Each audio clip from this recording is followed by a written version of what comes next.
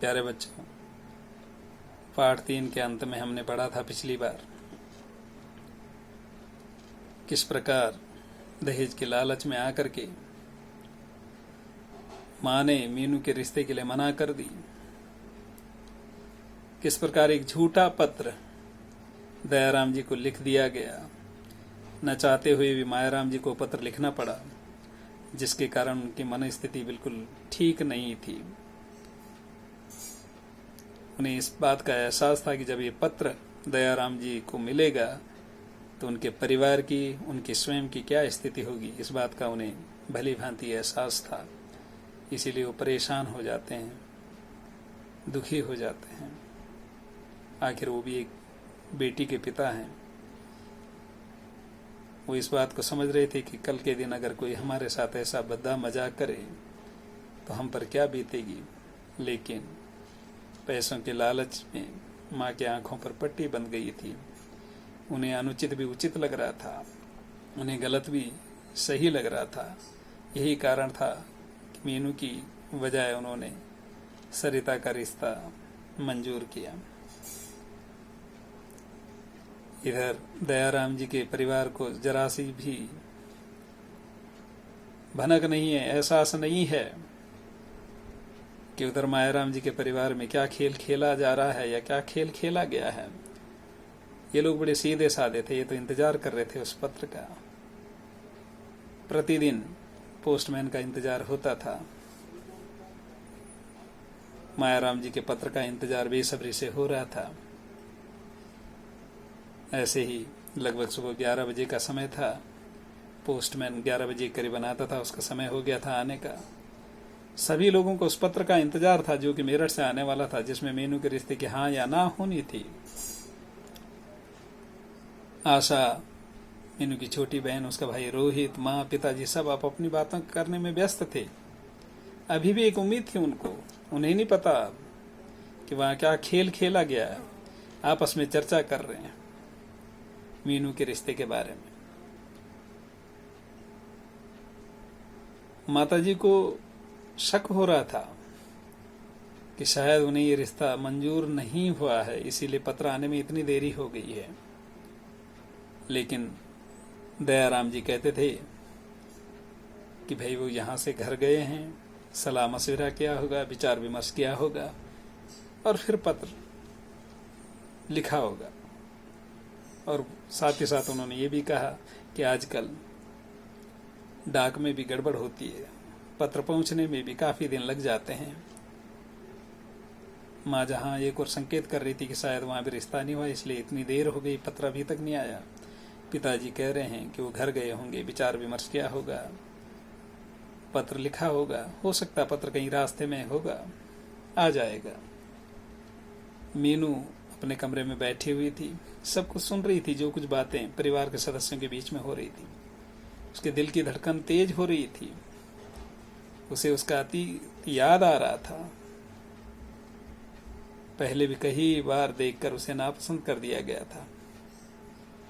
इतनी घबराहट, आज वो काफी घबरा रही है कि वहां से क्या पत्र आएगा, पत्र में क्या लिखा होगा। कहा गया है कि इतनी घबराहट उसे उस समय भी नहीं होती थी जब उसका परीक्षा फल निकलने वाला होता था, जितनी कि उसे आज हो रही है। वह स्वयं नहीं समझ पा रही थी कि उसे हो क्या गया है। इतने में पोस्टमैन की आवाज सुनाई देती है। उसे लगा, मीनू को लगा कि शायद अमित के यहाँ से पत्र आया है। यह कल्पना करते ही उसके दिल की धड़कन और भी तीव्र हो गई। पढ़ाई की परीक्षा फल में तो हमेशा प्रथम आती थी, परंतु इस परीक्षा में वह समझ नहीं पा रही थी कि वह सफल होगी या नहीं। इतने में रोहित की आवाज सुनाई दी, जोर जोर से बोल रहा था, खुश था वो भी। कहने लगा, मेरठ से पत्र आया है, मेरठ से पत्र आया है। पिताजी ने पत्र लिया, पत्र पढ़ा, एक एक करके सबने पत्र पढ़ा, परंतु पत्र पढ़ने के बाद सबके चेहरे पर उदासी छा गई।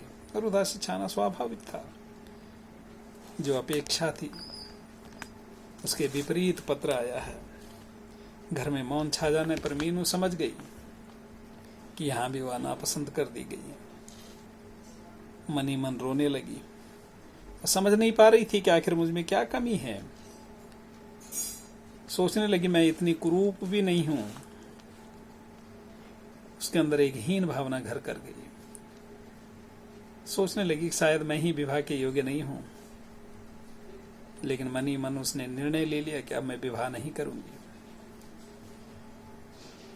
काफी देर तक मन ही मन रोती रही। बाहर कमरे में माताजी और पिताजी यानी दयाराम जी और उनकी पत्नी आपस में बातें कर रही थी।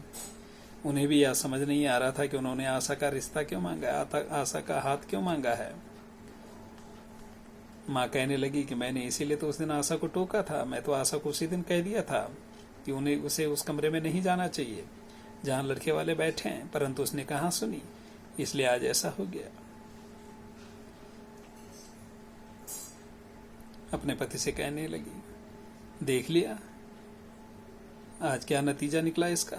इसीलिए मैं आशा को रोक रही थी कि कहीं इसके वहां बैठने से मीनू के रिश्ते पर कोई फर्क न पड़े, इसीलिए मैं उसको वहां नहीं जाने दे रही थी। मैंने जो सोचा आखिर वही हुआ, देखा तुमने। दयाराम जी बोले मीनू अभी छोटी है, अभी इंटर की परीक्षा ही तो दे रही है, अभी ये 12वीं का ही तो एग्जाम दे रही है, 12th का ही एग्जाम दे रही है। और फिर जब बड़ी बेटी मीनू घर में बैठी है तो इस तरह हम उसकी शादी नहीं करेंगे। कहने लगे हमारी बेटी छोटी है, अभी 12th में है ये, और वैसे भी अभी बड़ी बेटी घर में बैठी है, मीनू घर में बैठी है, तो हम आशा का विवाह नहीं कर सकते हैं। मां परेशान होकर के बोलती है कि बेचारी मीनू, वह तो वैसे उदास रहती है, लेकिन अब जब उसे पता चलेगा कि हाँ भी उसके रिश्ते के लिए जो है मना हो गया है, अब उस पर क्या बीतेगी।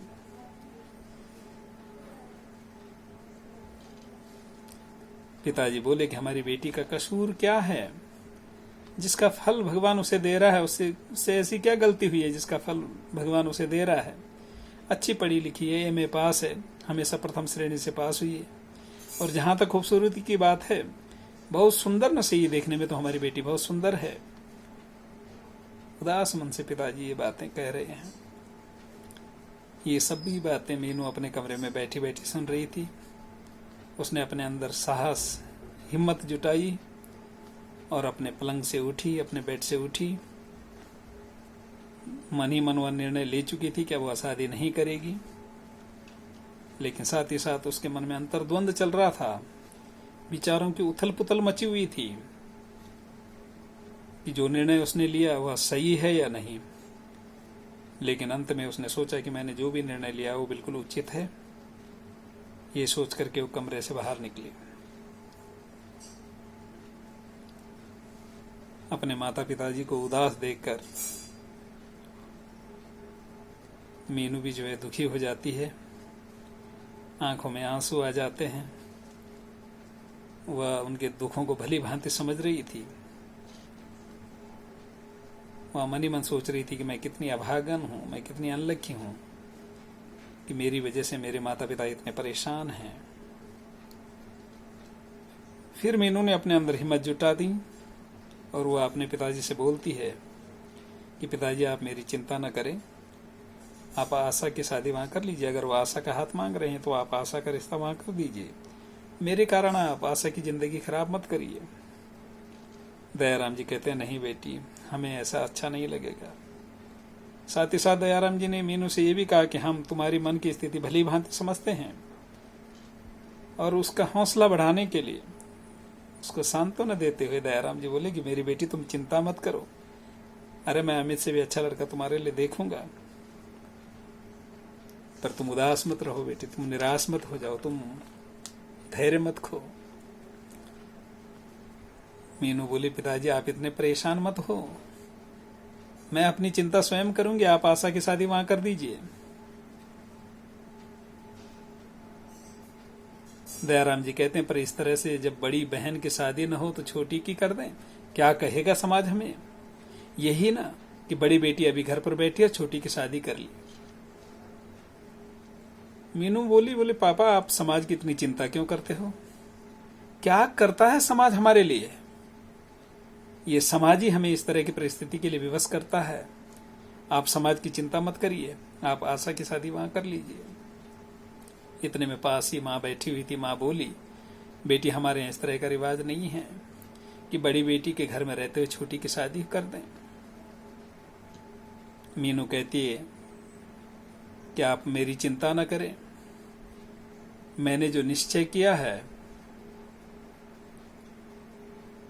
मैंने निर्णय लिया है कि मैं अब शादी नहीं करूंगी। मैं अपने पैरों पर खड़ी होना चाहती हूं, जिससे मैं किसी पर बोझ न बन सकूं। भरे हुए कंठ में रोते हुए मीनू ने यह बात कही। मैंने निर्णय ले लिया है कि अब मैं शादी नहीं करूंगी। मैं अपने पैरों पर खड़ा होना चाहती हूं, ताकि मैं भविष्य में किसी पर बोझ न बनूं। मां बोली, बोझ? कैसा बोझ? बेटी के अपने माता पिता के लिए बोझ होती है? तुमने ऐसा कैसे सोच लिया?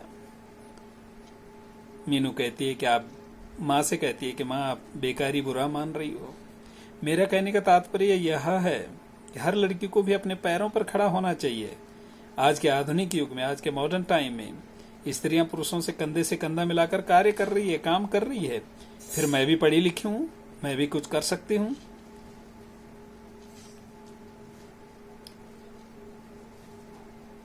माँ बोली, मीनू अपने पांव पर खड़े होने में कोई बुराई नहीं है, परंतु शादी करना भी आवश्यक है। इतनी लंबी जिंदगी पड़ी है तेरे सामने, फिर हमारी जिंदगी का भी क्या भरोसा? कौन करेगा दुख सुख में तेरी मदद? अपने पति का और बच्चों का ही तो सहारा होता है, जो वृद्धावस्था में काम आते हैं। माँ समझा रही है कि अपने पैरों पर खड़ा होना बुरी बात नहीं है, लेकिन एक लड़की के लिए शादी करना भी आवश्यक होता है। अभी वो बच्ची है, पूरा जीवन उसका बाकी है। माँ समझा रही है कि हमारी जिंदगी में हमारा क्या भरोसा, हम कब तक रहेंगे, लेकिन आगे भविष्य में तुम्हारे दुख सुख में कौन तुम्हारी मदद करेगा? ऐसी स्थिति में फिर अपने पति और बच्चों का इशारा होता है। मीनू कहती है कि परमा, अभी मैंने शादी का विचार छोड़ दिया है, आप आशा की शादी की बात चलाइए। मीनू कहती है कि मैं अब शादी नहीं करूंगी, मैंने अभी हाल फिलहाल विचार छोड़ दिया शादी करने का, आप वहां आशा की बात चला लीजिए। मीनू अंदर चली जाती है। इधर माँ, उसके माता पिता जो हैं कुछ समझ नहीं पा रहे हैं, वो दुविधा में हैं कि क्या किया जाए। सोच रहे हैं कि क्या मीनू के कहने पर आशा की शादी वहां कर दें। अभी वो इसी उलझन में फंसे हुए थे, समझ में नहीं आ रहा था, इसी दुविधा में थे वो कि क्या किया जाए। इतने में दयाराम जी के एक मित्र वहां पहुंचे। वो दयाराम जी के घनिष्ठ मित्र थे। दयाराम जी ने सारी बातें उन्हें बताई। तो दयाराम जी के उस मित्र ने भी दयाराम जी को यही सलाह दी कि अगर ऐसी बात है तो उनको वहां आशा की शादी कर लेनी चाहिए। इसलिए निर्णय लिया गया कि दयाराम जी मेरठ जाएंगे और अमित के पिताजी से मिलकर के आएंगे। अपने दिल में उम्मीद जताए हुए आशा का रिश्ता लेकर के दयाराम जी अमित के घर जा पहुंचे। उन्हें पूरी उम्मीद थी कि मीनू का न सही, आशा का रिश्ता तो यहाँ हो ही जाएगा, क्योंकि स्वयं उन लोगों ने ही पत्र लिखा है। जब वो वहां पहुंचे तो उस समय घर पर कोई नहीं था। मायाराम जी के नौकर ने दरवाजा खोला, दयाराम जी अंदर गए, अंदर बैठे। अभी उन्हें बैठे हुए कुछ ही समय हुआ था, इतने में कोई सज्जन अपनी चमचमाती कार से नीचे उतरे और घर के अंदर प्रवेश किया। पता करने पर पता चला कि मायाराम जी कहीं बाहर गए हैं। वो जो सज्जन आए थे, जब उन्होंने पता किया तो उन्हें पता चला कि मायाराम जी कहीं बाहर गए हैं, इसलिए वो भी वहीं बैठ गए और दोनों की आपस में बातचीत होती है, दयाराम जी की और जो व्यक्ति चमचमाती कार से आए हैं। तब दयाराम जी को पता चलता है कि वो मेरठ के ही रहने वाले एक धनी व्यक्ति हैं, जिनका नाम धनीमल जी है। बातों में धनीमल जी उन्हें बताते हैं कि वो अपनी बेटी सरिता का रिश्ता अमित से करने के लिए आए हैं और रिश्ता पक्का हो चुका है। उन्होंने ये भी बताया कि अपनी बेटी की शादी में वो 5 लाख रुपए लगा रहे हैं। जैसे दयाराम जी ने ये सब सुना, उनके पांव तले धरती खिसक गई, एकदम वो हैरान रह गए। अब उनसे वहां एक भी मिनट रुकना उनके लिए संभव नहीं हो पा रहा था। तुरंत उठे और वहां से निकल पड़े। सारे रास्ते में दयाराम जी यही सोचते रहे कि उन्होंने आखिर ऐसा क्यों किया, उन्होंने आशा के रिश्ता के लिए हमें पत्र क्यों लिखा। जब उन्होंने धनीमल जी की बेटी को पसंद कर दिया था, उसके साथ रिश्ता पक्का कर दिया, तो हमें पत्र क्यों लिखा। हालांकि धनीमल ने भी झूठ बोला है, रिश्ता अभी तक पक्का नहीं हुआ है। यही सोचते सोचते वो रास्ते में चले जा रहे थे। सोच रहे थे मन ही मन की कैसी जालिम है ये दुनिया, जो सब कुछ पैसा, इस दुनिया में सब कुछ पैसा ही है। इंसान में इंसानियत, शर्म, लज्जा कुछ भी तो नहीं रही है। पिताजी के मन में अंतर्द्वंद चल रहा था। घर पर सभी सदस्य वहां इंतजार कर रहे थे। सबको उम्मीद थी कि आशा का रिश्ता तो शहर सुन लोगों ने स्वीकार कर लिया होगा, क्योंकि उन्होंने ही पत्र में लिखा था। लेकिन जब दयाराम जी घर पहुंचे, उनका उदास चेहरा देख करके परिवारजन समझ गए कि शायद वहां आशा का रिश्ता भी नहीं हो पाया, आशा के रिश्ते के लिए भी वहां मना हो गई है।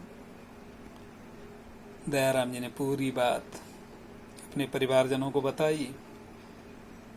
जब परिवारजनों को ये बात पता चली तो सबका हृदय मायाराम जी के प्रति, उनके परिवार के प्रति घृणा से भर गया। आशा है कि आपकी समझ में ये पाठ 4 भी आ गया होगा। फिर आगे पाठ 5 में आपसे मुलाकात करेंगे। तब तक अपना ध्यान रखिएगा। घर पर रहना, स्वस्थ रहना। धन्यवाद।